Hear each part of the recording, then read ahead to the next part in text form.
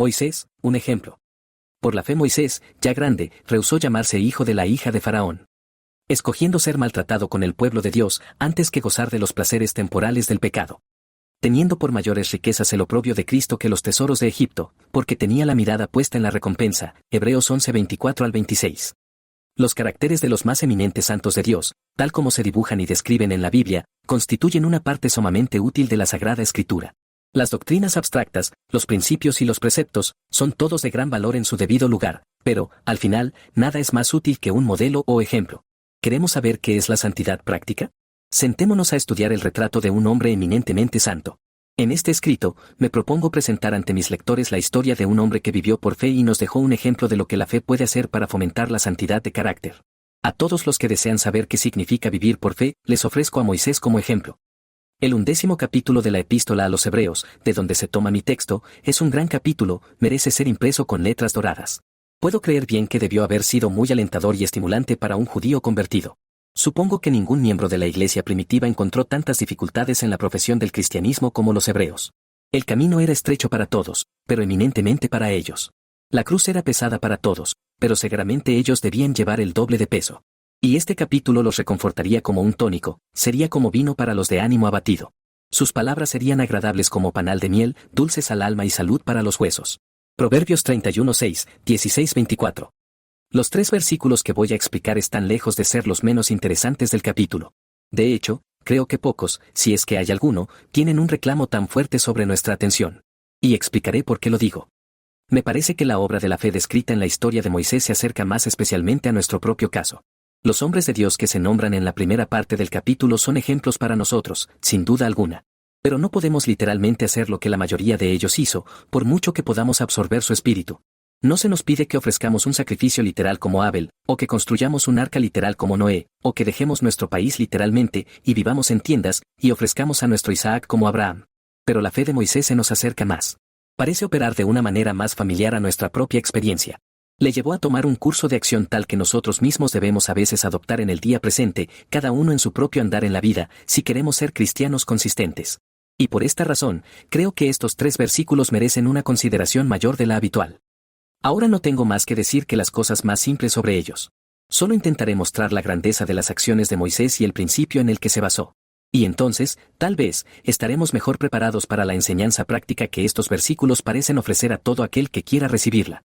Primero, entonces, hablaré de lo que Moisés dejó y rechazó. Moisés renunció a 3 cosas por el bien de su alma. Sintió que su alma no se salvaría si las mantenía, así que las dejó. Y al hacerlo, digo que hizo 3 de los mayores sacrificios que el corazón humano puede hacer. Veamos.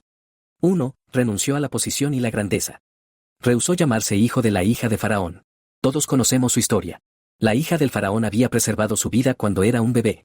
Fue más allá de eso, lo había adoptado y educado como a su propio hijo. Si podemos confiar en algunos historiadores, ella era la única hija de Faraón. Algunos incluso llegan a decir que, en el orden común de las cosas, Moisés habría sido un día rey de Egipto. Eso puede ser cierto o no, no podemos saberlo. Nos basta saber que, por su conexión con la hija de Faraón, Moisés podría haber sido, si hubiera querido, un hombre muy importante. Si se hubiera conformado con la posición en la que se encontraba en la corte egipcia, fácilmente podría haber estado entre los primeros, si no el primero, en toda la tierra de Egipto. Pensemos, por un momento, en cuán grande fue esta tentación. Aquí estaba un hombre con pasiones semejantes a las nuestras. Podría haber tenido tanta grandeza como la tierra pueda dar. Rango, poder, posición, honor, títulos, dignidades, todo estaba ante él y al alcance de su mano. Estas son las cosas por las que muchos hombres luchan continuamente. Estos son los premios que en el mundo que nos rodea hay una carrera constante por obtener. Ser alguien, ser admirado, elevarse en la escala social, conseguir un título para su nombre, estas son las mismas cosas por las que muchos sacrifican tiempo, pensamientos, salud e incluso la vida misma. Pero Moisés no las aceptaría ni como regalo. Les dio la espalda. Las rechazó. Las dejó. 2. Y más que esto, rechazó el placer. El placer de todo tipo, sin duda, estaba a sus pies, si él hubiera querido tomarlo, placer sensual, placer intelectual, placer social, todo lo que pudiera captar su interés. Egipto era una tierra de artistas, una residencia de hombres eruditos, un lugar de encuentro para todos aquellos que tenían habilidad o ciencia de cualquier tipo. No había nada que pudiera alimentar los deseos de la carne, los deseos de los ojos, o la vanagloria de la vida que alguien en el lugar de Moisés no pudiera fácilmente haber dominado y poseído como propio. Primera de Juan 2:16. Pensemos nuevamente en cuán grande fue también esta tentación. El placer, recordemos, es lo único por lo que millones viven. Quizás difieran en sus opiniones sobre lo que constituye el verdadero placer, pero todos coinciden en buscarlo primero y ante todo. El placer y la diversión durante las vacaciones es el gran objetivo al que un escolar aspira. El placer y la satisfacción de hacerse independiente es la meta en la que fija su mirada el joven en los negocios. El placer y la comodidad al retirarse con una fortuna es el propósito que el comerciante se propone. El placer y el confort corporal en su hogar es el resumen de los deseos del hombre pobre. El placer y la emoción nueva en la política, en los viajes, en los entretenimientos, en la compañía, en los libros, esta es la meta hacia la que el hombre rico se esfuerza.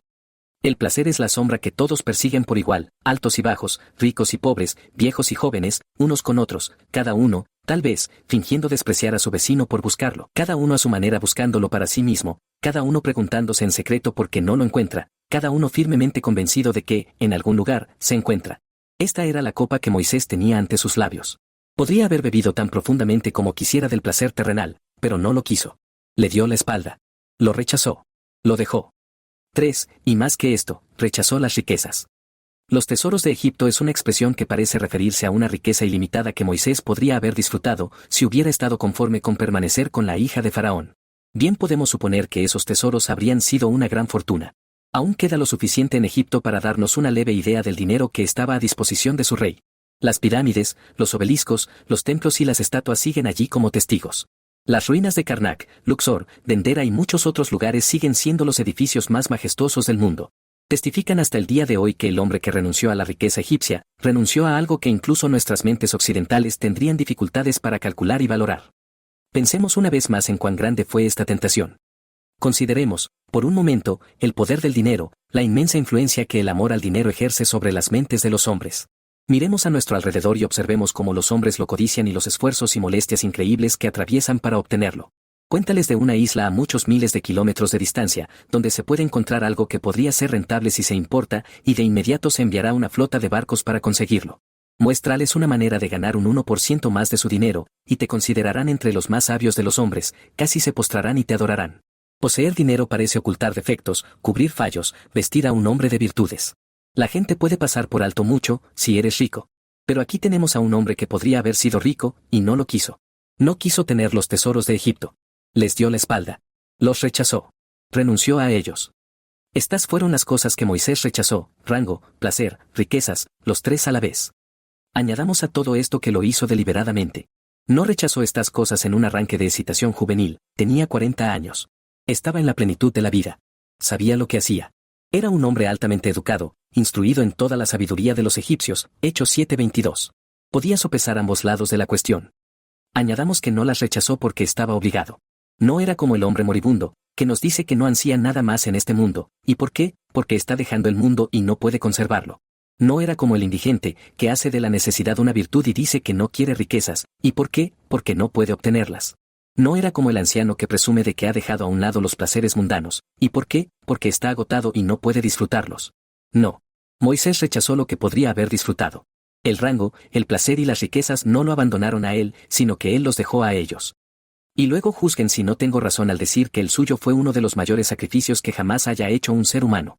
Otros han renunciado a mucho, pero ninguno, creo yo, tanto como Moisés. Otros han hecho bien en el camino del autosacrificio y la abnegación, pero él lo supera a todos. 2. Y ahora permítanme pasar a la segunda cosa que deseo considerar.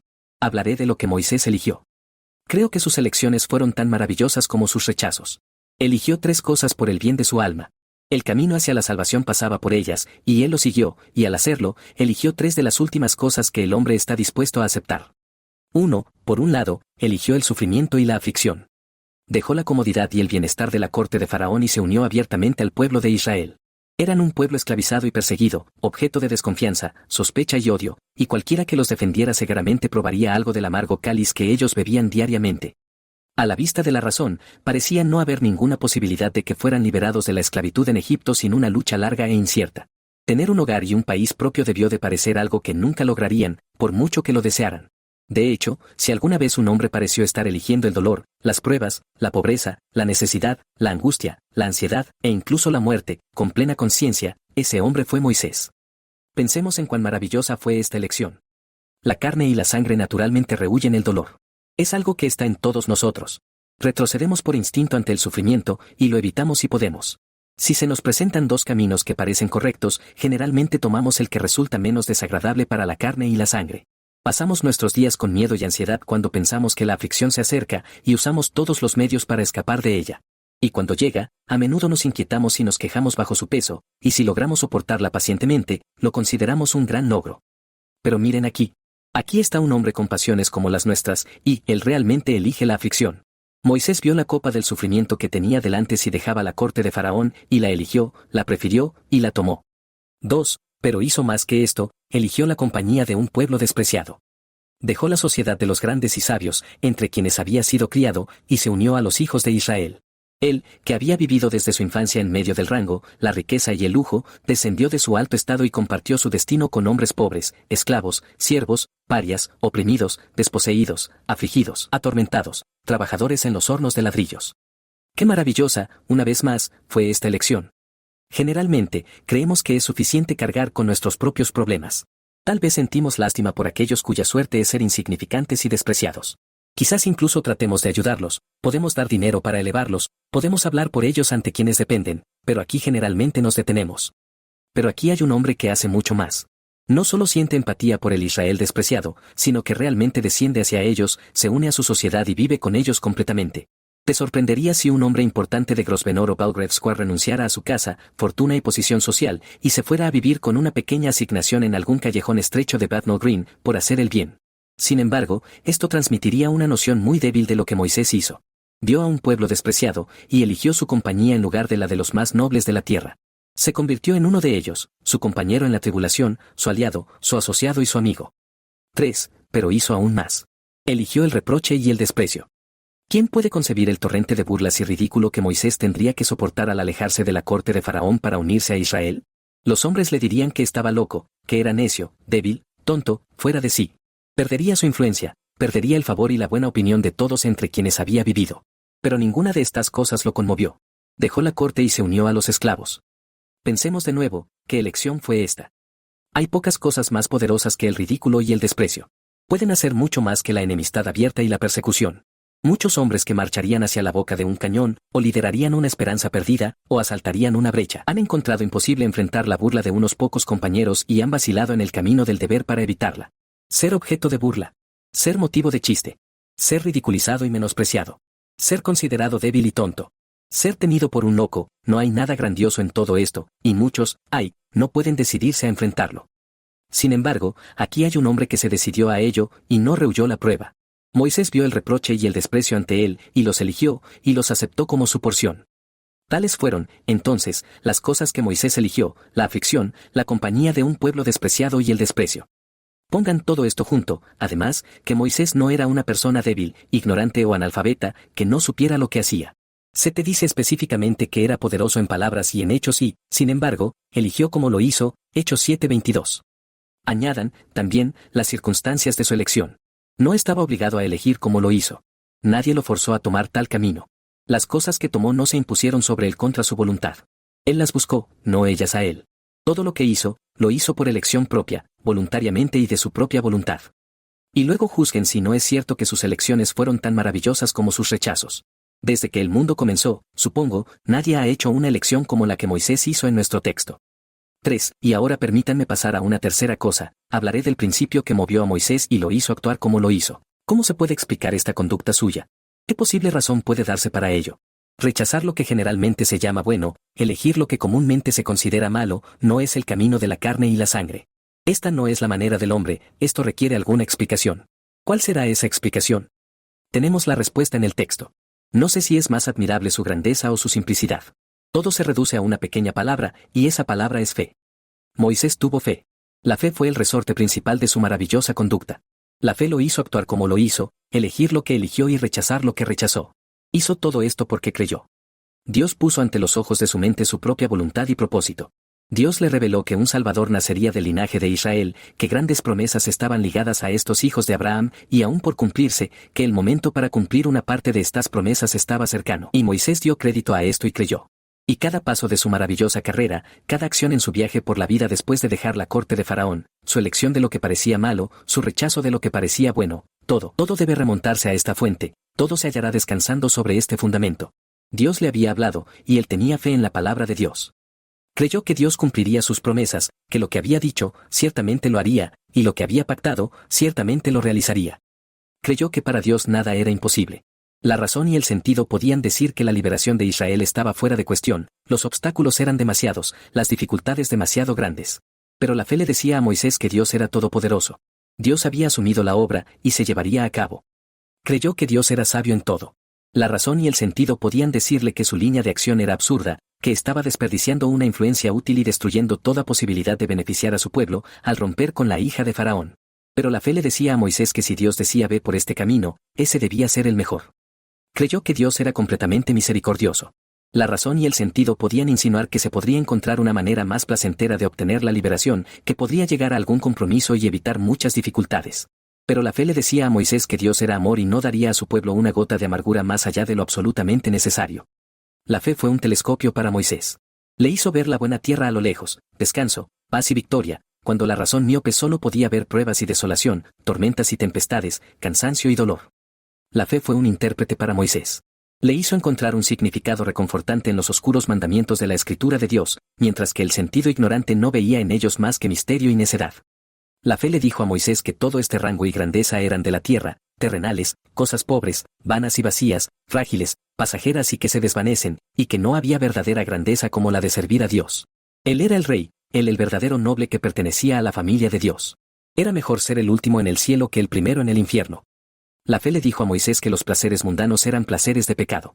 Estaban mezclados con pecado, conducían al pecado, eran ruinosos para el alma y desagradaban a Dios. Sería un consuelo pequeño tener placer mientras Dios estaba en su contra. Mejor sufrir y obedecer a Dios, que estar cómodo y pecar. La fe le dijo a Moisés que estos placeres, después de todo, eran solo por un tiempo. No podían durar, todos eran efímeros, pronto lo cansarían, tendría que dejarlos todos en unos pocos años. La fe le dijo que había una recompensa en el cielo para el creyente mucho más rica que los tesoros de Egipto, riquezas duraderas, donde la polilla no podría corromper, ni los ladrones entrar y robar. La corona allí sería incorruptible, el peso de la gloria sería enorme y eterno, y la fe le ordenó que mirara hacia un cielo invisible si sus ojos se deslumbraban con el oro egipcio. La fe le dijo a Moisés que la aflicción y el sufrimiento no eran males reales, eran la escuela de Dios, en la que Él entrena a los hijos de la gracia para la gloria, las medicinas que son necesarias para purificar nuestras voluntades corruptas, el horno que debe quemar nuestra escoria, el cuchillo que debe cortar los lazos que nos atan al mundo. La fe le dijo a Moisés que los israelitas despreciados eran el pueblo elegido de Dios. Él creyó que a ellos pertenecían la adopción, el pacto, las promesas y la gloria, que de ellos nacería un día la simiente de la mujer, que aplastaría la cabeza de la serpiente, que la bendición especial de Dios estaba sobre ellos, que eran amados y hermosos a sus ojos, y que era mejor ser portero entre el pueblo de Dios que reinar en los palacios de la maldad. La fe le dijo a Moisés que todo el reproche y el desprecio que se vertían sobre él era el reproche de Cristo, que era honorable ser burlado y despreciado por amor a Cristo, que quien perseguía al pueblo de Cristo, perseguía al mismo Cristo, y que debía llegar el día en que sus enemigos se inclinarían ante él y lamerían el polvo. Todo esto, y mucho más, de lo cual no puedo hablar en detalle, Moisés lo vio por la fe. Estas eran las cosas en las que creyó, y creyendo, hizo lo que hizo. Estaba convencido de ellas y las abrazó, las consideró como certezas, las vio como verdades sustanciales, las contó como seguras como si las hubiera visto con sus propios ojos, actuó sobre ellas como realidades. Y esto lo hizo el hombre que era. Tenía fe. Él creyó. No te maravilles de que rechazara la grandeza, las riquezas y el placer, miraba mucho más allá. Vio con el ojo de la fe reinos desmoronándose en polvo, riquezas echando alas y huyendo, placeres conduciendo a la muerte y al juicio, y a Cristo solamente y a su pequeño rebaño perdurando para siempre. No te sorprendas de que eligiera la aflicción, un pueblo despreciado y el reproche, él veía cosas por debajo de la superficie. Vio con el ojo de la fe que la aflicción duraba solo un momento, que el reproche se desvanecía y terminaba en honor eterno, y que el pueblo despreciado de Dios reinaba como reyes con Cristo en la gloria. ¿Y no tenía razón?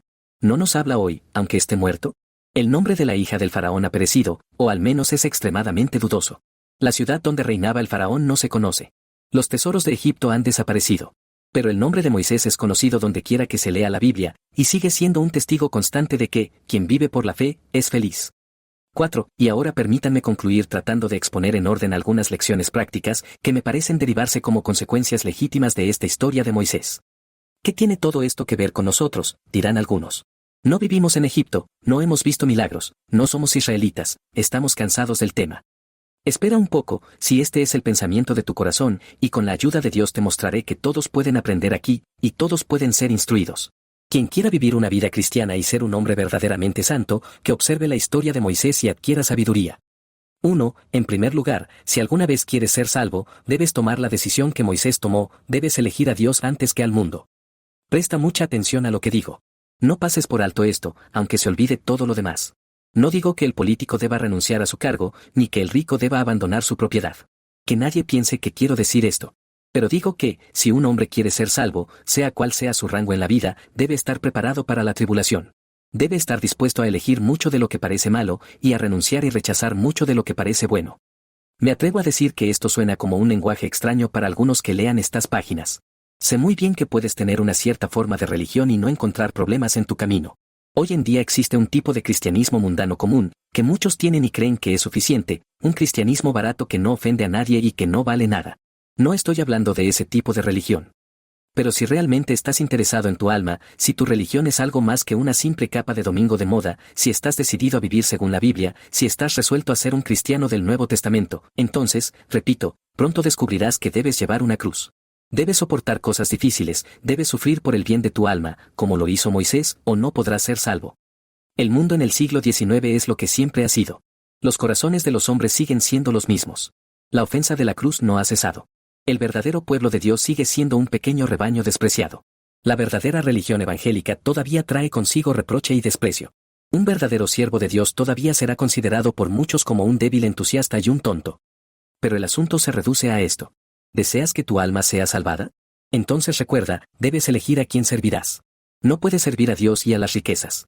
No puedes estar en ambos lados a la vez. No puedes ser amigo de Cristo y amigo del mundo al mismo tiempo. Debes salir de entre los hijos de este mundo y ser diferente, debes soportar mucho ridículo, problemas y oposición, o estarás perdido para siempre. Debes estar dispuesto a pensar y hacer cosas que el mundo considera tontas y a sostener opiniones que solo son sostenidas por unos pocos. Te costará algo. La corriente es fuerte y debes luchar contra ella. El camino es estrecho y empinado, y no sirve de nada decir que no lo es. Pero ten por seguro que no puede haber una religión salvadora sin sacrificios y abnegación. ¿Estás haciendo algún sacrificio ahora? ¿Te cuesta algo tu religión? Te lo pregunto con todo afecto y ternura. ¿Estás, como Moisés, prefiriendo a Dios antes que al mundo, o no?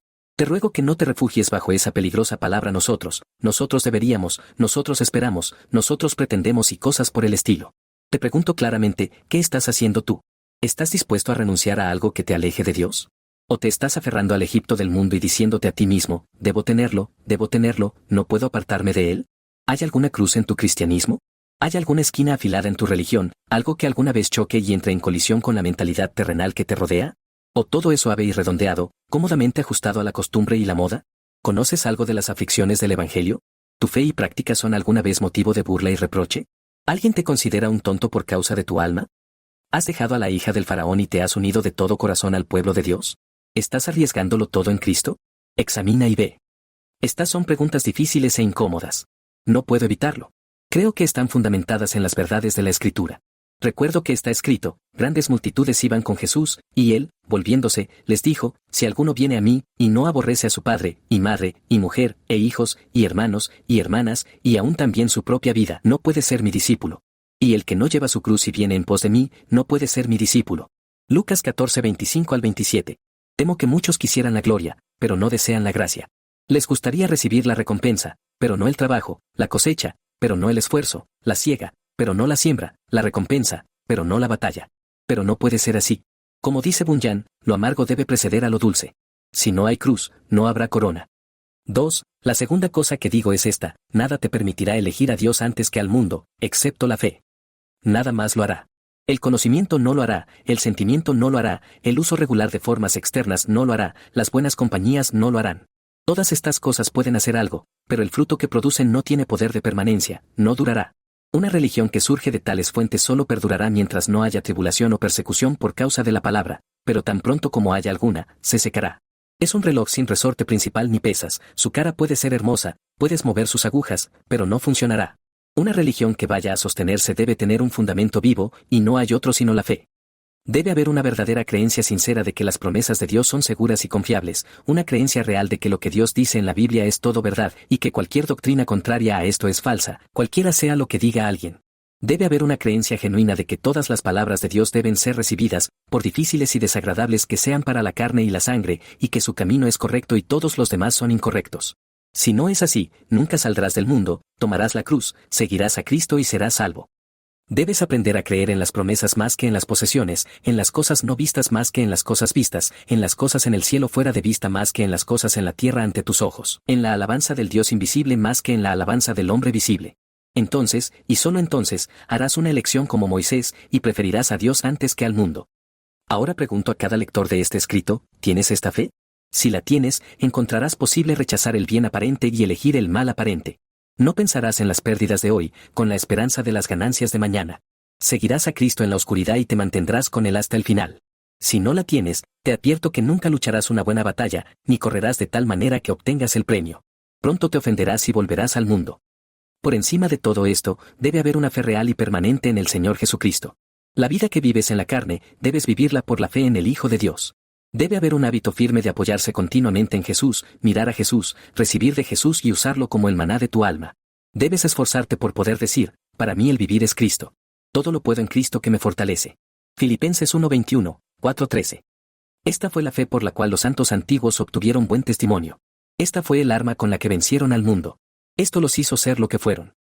Esta fue la fe que hizo que Noé siguiera construyendo su arca, mientras el mundo miraba y se burlaba, y que Abraham le diera a Lot la elección de la tierra, y viviera tranquilamente en tiendas, y que Ruth se aferrara a Noemí, y se apartara de su país y de sus dioses, y que Daniel continuara en oración, aunque sabía que el foso de los leones estaba preparado, y que los 3 jóvenes se negaran a adorar ídolos, aunque el horno de fuego ardía ante sus ojos, y que Moisés abandonara Egipto, sin temer la ira del faraón. Todos estos actuaron como lo hicieron porque creían. Vieron las dificultades y los problemas de este camino. Pero vieron a Jesús por la fe por encima de todos ellos, y siguieron adelante. Bien puede el apóstol Pedro hablar de la fe como, preciosa fe. Segunda de Pedro 1:1. 3. La tercera cosa que digo es esta, la verdadera razón por la que tantas personas son mundanas e impías es que no tienen fe. Debemos ser conscientes de que multitudes de cristianos profesantes nunca pensarían por un momento en hacer lo que hizo Moisés. Es inútil hablar de cosas suaves y cerrar los ojos ante los hechos. Aquellos que no vean a miles de personas a su alrededor que a diario prefieren al mundo antes que a Dios, colocando las cosas temporales antes que las eternas y las cosas del cuerpo antes que las del alma, deben estar ciegos. Puede que no nos guste admitirlo, y tratamos de evitar esta realidad. Pero así es. ¿Y por qué lo hacen? Sin duda, todos nos darán razones y excusas. Algunos hablarán de las trampas del mundo, otros de la falta de tiempo, otros de las dificultades particulares de su situación, algunos de las preocupaciones y ansiedades de la vida, otros de la fuerza de la tentación, algunos de la potencia de las pasiones, y otros de los efectos de las malas compañías. Pero, ¿a qué se reduce todo esto? Hay una forma mucho más sencilla de explicar el estado de sus almas, ¿no creen? Una simple frase, como la vara de Aarón, se tragará todas sus excusas, no tienen fe. Realmente no creen que lo que Dios dice es verdad. En secreto, se halagan a sí mismos con la idea de que seguramente no se cumplirá, debe haber alguna otra forma de llegar al cielo, aparte de la que mencionan los ministros. Seguramente no puede haber tanto peligro de perderse. En resumen, no confían implícitamente en las palabras que Dios ha escrito y hablado, y por lo tanto no actúan en consecuencia. No creen de verdad en el infierno, y por eso no huyen de él, ni en el cielo, y por eso no lo buscan, ni en la culpabilidad del pecado, y por eso no se apartan de él, ni en la santidad de Dios, y por eso no lo temen, ni en su necesidad de Cristo, y por eso no confían en él ni lo aman. No sienten confianza en Dios, y por eso no se arriesgan por él. Como el muchacho llamado Pasión, en asterisco el progreso del peregrino asterisco, deben tener sus cosas buenas ahora. No confían en Dios, y por eso no pueden esperar. Ahora bien, ¿cómo es con nosotros? ¿Creemos todo lo que dice la Biblia? Preguntémonos esto. Estoy seguro de que es algo mucho más grande creer en toda la Biblia de lo que muchos suponen. Feliz es el hombre que puede poner su mano sobre su corazón y decir, yo soy un creyente. Hablamos a veces de los incrédulos como si fueran las personas más raras del mundo. Y concedo que la incredulidad abierta y declarada no es muy común hoy en día, afortunadamente. Pero hay una gran cantidad de incredulidad práctica a nuestro alrededor y al final es tan peligrosa como los principios de Voltaire y Paine. Hay muchos que domingo tras domingo repiten el credo y se aseguran de declarar su creencia en todo lo que contienen las formas apostólicas y nicenas. Y sin embargo, estas mismas personas viven toda la semana como si Cristo nunca hubiera muerto, como si no hubiera juicio, ni resurrección de los muertos, ni vida eterna en absoluto. Hay muchos que dicen, ya lo sabemos todo, cuando se les habla de cosas eternas y del valor de sus almas. Y sin embargo, sus vidas muestran claramente que no saben nada como deberían saber, y la parte más triste de su estado es que creen que sí lo saben. Es una verdad terrible y digna de toda consideración que el conocimiento que no se pone en práctica, a los ojos de Dios, no solo es inútil y sin provecho. Es mucho peor que eso. Aumentará nuestra condenación y acrecentará nuestra culpa en el día del juicio. Una fe que no influye en la práctica de un hombre no merece el nombre de fe. Solo hay dos clases en la Iglesia de Cristo, los que creen y los que no. La diferencia entre el verdadero cristiano y el mero profesante externo se resume en una palabra: el verdadero cristiano es como Moisés, tiene fe, el mero profesante externo no tiene ninguna. El verdadero cristiano cree, y por eso vive como lo hace; el mero profesante no cree, y por eso es lo que es. Oh, ¿dónde está nuestra fe?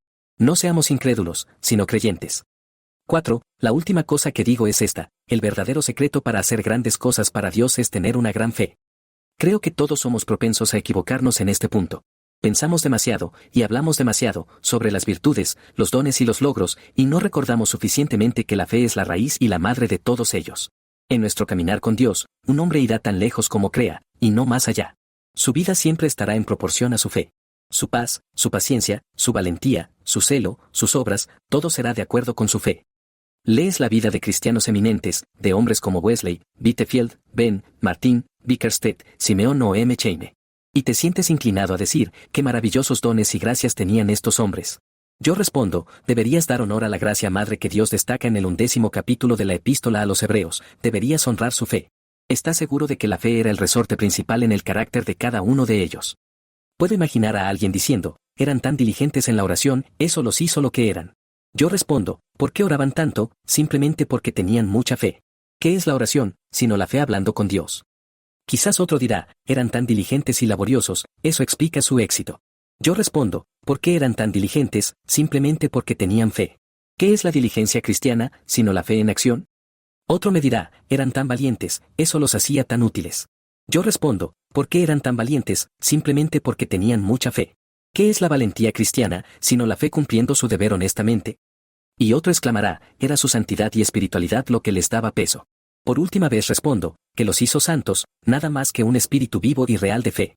¿Qué es la santidad, sino la fe visible y encarnada? Ahora, ¿desea algún lector de este escrito crecer en gracia y en el conocimiento de nuestro Señor Jesucristo?